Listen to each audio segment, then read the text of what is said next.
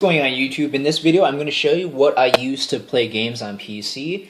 I don't think a whole lot has changed since my last setup video, but my subscriber total has more than doubled since my last video, so I'll fill in my new subscribers. Let's start with the basics. My mouse is the CM Storm Zornet. I like this mouse because first, it's inexpensive. It's only $23. I've had this for the better part of a year and it's still held up extremely well. This mouse is small, allowing me to claw grip it. I have my palm resting on the table while I manipulate the mouse with my fingers.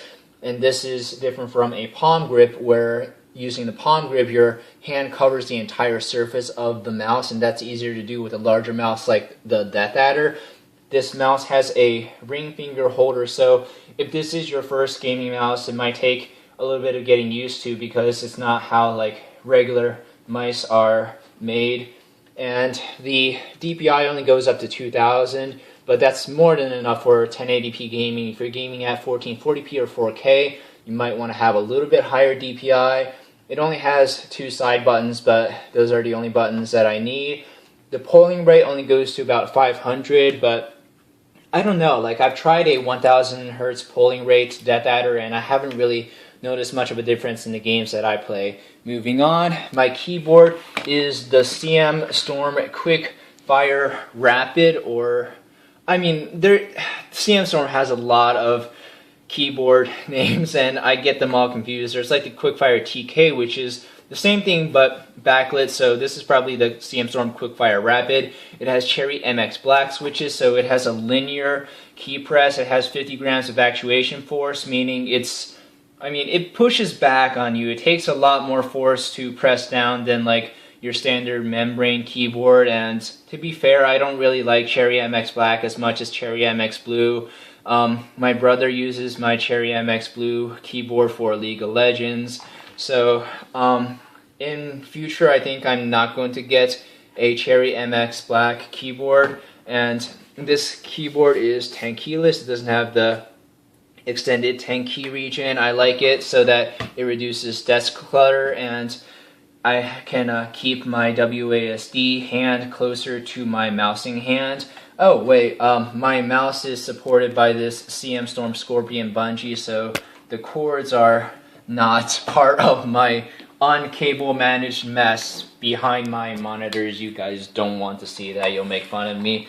Moving on, I use this Razer Oreweaver mechanical keyboard keypad thingy for games like Skyrim and Fallout and RPGs, where I use like buttons 1 through 8 to quickly move between spells and stuff, and I can pull up my journal and maps and magic menu things really quickly. I don't use this for shooters because there's really not too much of a point. You don't really need that many buttons for shooters. You can set different profiles for different games, but generally I just stick to RPGs and RTSs. I don't play a lot of MOBAs, but MOBAs and MMORPGs definitely would benefit from the Razer Oreweaver. These are Cherry MX Blues. These are, I believe, the most common type of mechanical key switch.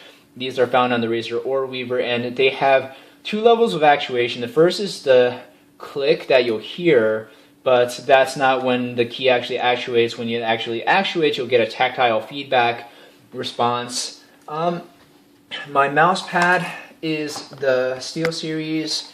Everybody knows the SteelSeries mouse pads. These are great. They're only $10 too. And I have a Razer, what is this called? The Razer Gladius Extended here, because when I game, I don't like my forearm sticking to my table surface. I didn't spread WD-40 all over my table surface, so it's pretty, especially in summer when your arm gets sweaty, it reduces the amount of stick and I can glide pretty easily over my mousing surface. And moving on, my headset. I got these for sale on Black Friday, and these are, it's such an obscure company. I think it's called Symphonized, but the headset is made out of wood, and these are supposed to be really good for sound resonation. And I like how the the headband area has padding here that cuts off in the middle, and that's great because it doesn't grind into the top of my head like some other headsets that I've used before, but these were only $60, and these are super aural, meaning that they sit on top of your ears as opposed to cupping around your ears, and that's great because I got some really thin glasses that replaced my pretty thick glasses from before. And before I used these headphones, I used the Astro A40s, and these are great by themselves. The build quality is pretty good, but I mean, you're talking double the price for sound that's not nearly as good as these headsets. So I will later on do a full gaming headset buyer's guide so you have a better idea of what to buy for gaming headsets. My controllers, the Xbox One controller doesn't have a Windows driver, but I haven't even played the Xbox One once.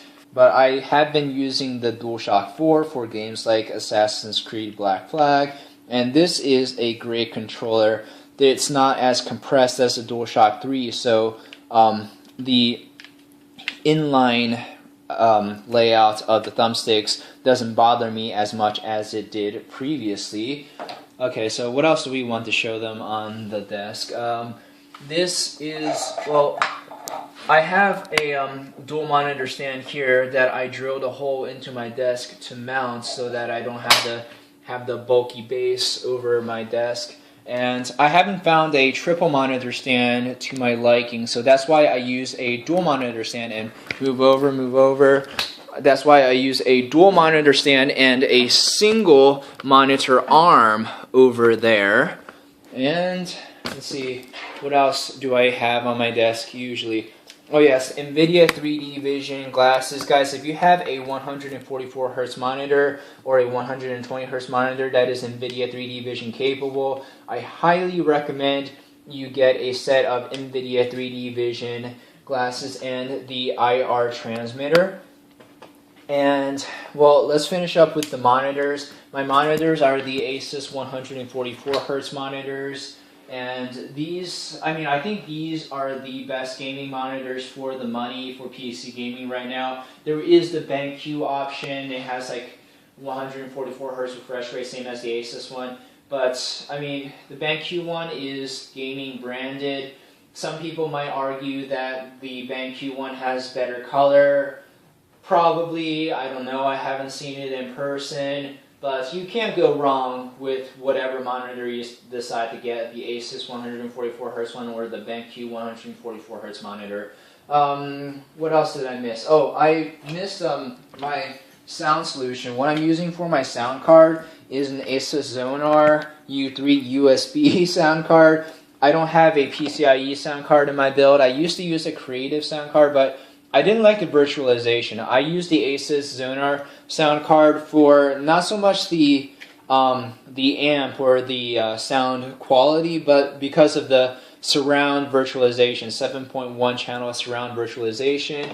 And this is pretty in line with the tier of headset that I have, because you want to have your sound solution tier be similar to your headset tier. It doesn't make sense to have a $300 headset and use onboard audio, but in turn it also doesn't make sense to buy a $200 sound card and use iPod earbuds. So let me think extremely quickly if there is anything about what I have on my desk that I'm missing. Oh yes, what do I use to record my commentaries? What I use to record my commentaries is the Blue Snowball Ice, and my best take on this microphone is that it's okay. I think it's a good starter microphone, but for those who are more experienced with recording, I would recommend either the Blue Yeti or the Audio-Technica microphone. Moving forward, when I get 20,000 subscribers, I'll probably get the Audio-Technica microphone. I record my live action videos with the Samsung Galaxy S3, and you're not going to see that in this video because I'm recording with it right now. But I love this phone. I've had it for more than a year, and I'm still finding new things about it all the time. What is my desk constructed out of? I don't know the exact material, but it's a 4x3 dining table from Value City Furniture. Some people have asked me for my desk dimensions before, but I mean, this is pretty much it. I hope you guys enjoyed this setup tour.